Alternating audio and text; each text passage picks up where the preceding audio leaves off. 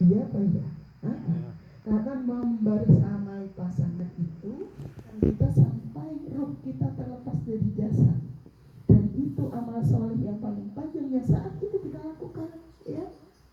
Sehingga kadang-kadang kita menghadapi persoalan pasangan itu yang harus punya stok sabar yang banyak tanpa batas. Tidak ada kata-kata sabar ono watase, ya.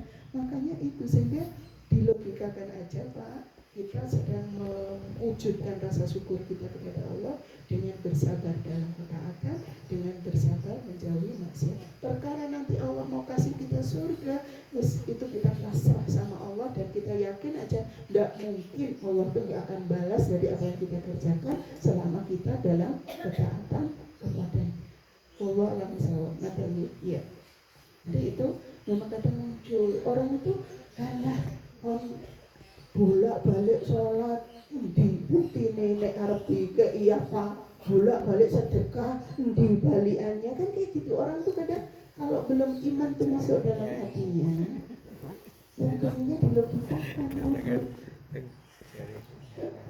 Kayak yang saya ceritakan anak saya itu, ya, yang bersedekah itu, pulang dari sedekah, pulang Jumat tuh duduk aja di depan rumah.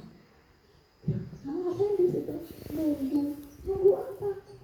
Ya, katanya mau diganti berapa kali lipat. Ya Allah, nenek. Itu nanti gantinya tuh bisa jadi segera, bisa jadi enggak. Satu. Yang kedua, bisa diganti dengan uang yang berlipat ganda, bisa jadi enggak berupa uang. Ya, karena begitu ya. Terus kapan itu kalau enggak? Ya nunggu sampai kita meninggal nanti. Ya begitu, kalau begitu aku mati aja dong. Dan ini logikanya anak-anak yang iman itu belum sampai ke hatinya. Jadi logikanya beramal tadi sedekah mau diganti dengan berlipat ganda itu yokin dan balik gitu. Sampai dia dompetnya dikuras, dikeluarin semuanya, harapannya nanti pasti akan diganti lebih banyak dari yang di dompet itu. Lah kok belum ngenteni, ya Allah. Ya enggak begitu logikanya. Masya Allah, ya, mudah-mudahan itu bisa diterima. Baik, kurang sedikit poinnya, ya. Kita lanjutkan, masih ada waktu. Pertanyaan kalau ada nanti di sisi berikutnya. Sekarang adab dalam kesabaran. Adab dalam kesabaran. Yang pertama, menggunakan kesabaran dalam benturan pertama. Menggunakan kesabaran dalam benturan pertama. Maksudnya bagaimana? Ketika diuji jeret, langsung katoknya buka. Ya Allah, kenapa terjadi begini? Langsung kita minta sama Allah, pasti ini yang terbaik. Terutama sesuatu yang tidak sesuai dengan apa yang kita mau. Langsung kita kembalikan kepada Allah. Kesabaran ini ditempatkan pada posisi yang pertama. Jadi, oh ya Allah, gitu. Ndak lena sudise, ndak lena dumel dise, tapi langsung katanya kepada Allah, dikembalikan kepada Allah. Kisahnya Ummu Sulaim, yang waktu itu beliau punya putra usia 9 tahun, suaminya sedang berjihad. Tapi putranya waktu ditinggal suaminya berjihad dalam kondisi sakit. Dan dengan izin Allah, dalam posisi suaminya berjihad itulah anaknya dipundut oleh Allah, alias meninggal. Apa yang dilakukan Ummu Sulaim? Masya Allah, aku terima takdir ini, karena sungguhnya anak ini amanah dari Engkau, maka kapan saja Engkau mau ambil, aku tidak bisa berbuat apa-apa. Subhanallah. Ini seorang ibu, ya. Seorang ibu yang kehilangan putra satu-satunya, yang saat itu suaminya sedang tidak ada di tempat, tapi langsung patoknya itu buka. Nah, takdirnya suaminya pulang. Dikabarkan bahwa pasukan perang waktu itu terus segera pulang. Apa yang muncul di benak Ummu Sulaim? Beliau bingung mengabarkan ini nanti bagaimana kondisi suaminya dalam kondisi beliau seperti itu pulang dari medan jihad, mau dikabarkan putranya sudah meninggal. Tapi cerdas sekali, wanita yang sabar, wanita yang taat yang luar biasa. Beliau sudah punya rencana, Masya Allah. Ini anak sebelum dimakan kali itu, ya, ditaruh di tempat yang terjaga.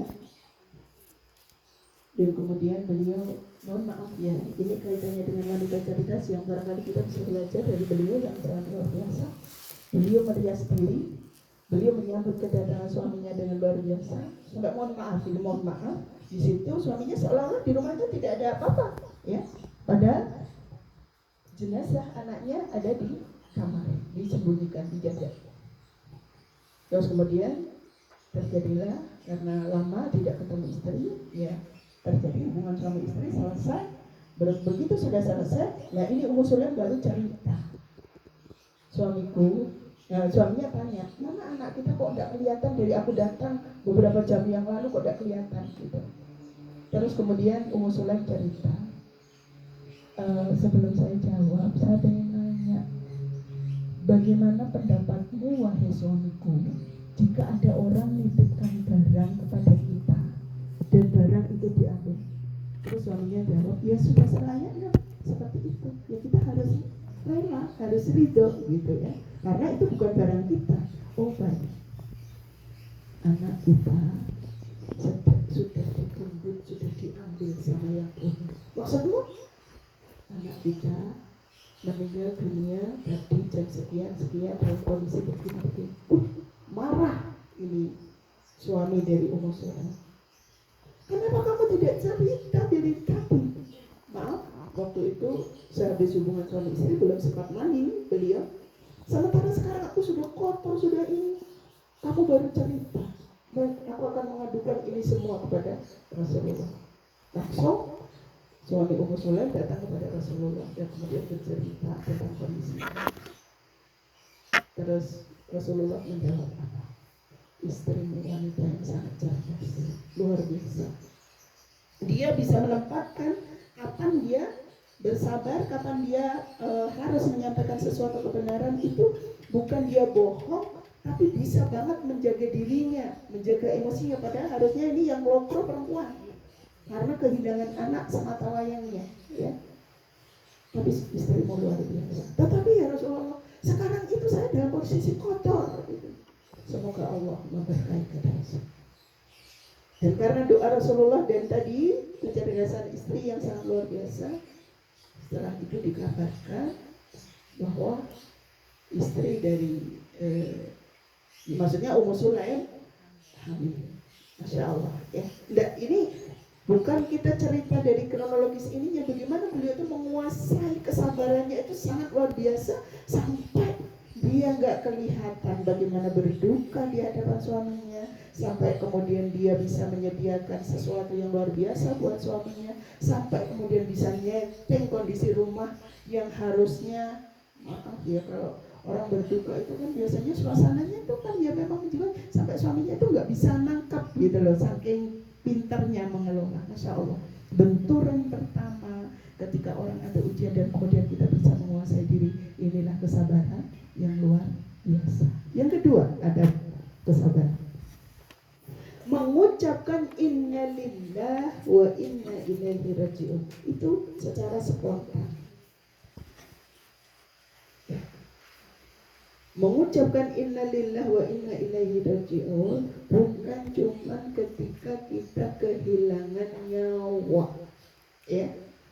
Ketika ada musibah tertentu pun semuanya kita kembalikan kepada Allah, bahwa semua datangnya dari Allah dan akan kembali kepada Allah. Tadinya kita nggak punya apa-apa, kalau kita kehilangan barang, kita pun juga akan nyerah. Udah, memang punya Allah semuanya. Kalau Allah mau ambil, sudah, kita ridho. Lagi-lagi tidak ngedumel dulu, ya. Jadi spontan ini tauhid yang benar dalam diri kita itu terus kita buka, tutup mulut kita dengan terus bersyukur atau mengembalikan semuanya itu kepada Allah. Yang keempat,